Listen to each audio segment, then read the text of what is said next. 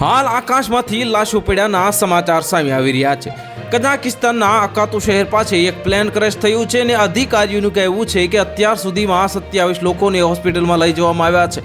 એવું કહેવામાં આવ્યું હતું કે વિમાન અઝરબૈજાનની રાજધાની બાકુથી રશિયાના ચેન્ચામાં ગ્રોઝથી શહેરની જઈ રહ્યું હતું અને પરંતુ ગ્રોઝનીમાં ધુમ્મસના કારણે તેનો રૂટ બદલવામાં આવ્યો હતો। કઝાકિસ્તાનના આપાતકાલીન મંત્રાલયે જણાવ્યું હતું કે પ્લેનમાં 62 યાત્રી અને ક્રૂ મેમ્બર 5 લોકો સવાર હતા, જેમાંથી 27 લોકોને હોસ્પિટલમાં લઈ જવામાં આવ્યા છે અને પ્લેન અઝરબૈજાનથી જે રશિયા જઈ રહ્યું હતું અને કઝાકિસ્તાનના અકાતુ શહેર પાસે ક્રેશ થયું હતું। તે અઝરબૈજાન એરલાઇન્સ હતું અને અઝરબૈજાન એરલાઇન્સે આ અંગે એક નિવેદન બહાર પાડ્યું છે।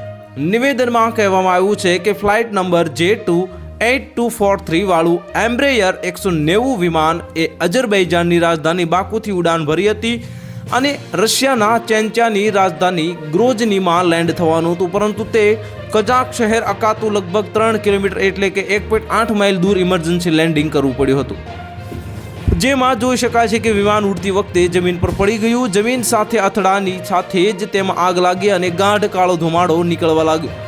દુર્ઘટના પછી પ્લેન 2 ટુકડામાં વહેંચાયેલું જોવા મળ્યું અને આ અકસ્માતમાં 25 લોકોના આબાદ બચાવ થયો છે, જ્યારે 42 લોકોના મોત થયા છે। તો હાલ માટે આટલું જ। મળીશું નવી અપડેટ સાથે। જો તમને અમારા વિડીયો પસંદ આવતો હોય તો વિડીયોને લાઇક કરી દેજો, ચેનલને સબસ્ક્રાઇબ કરી બાજુમાં આવેલા બેલ આઇકનને દબાવી દો, જેથી તમને આવા સમાચારની અપડેટ મળતી રહે।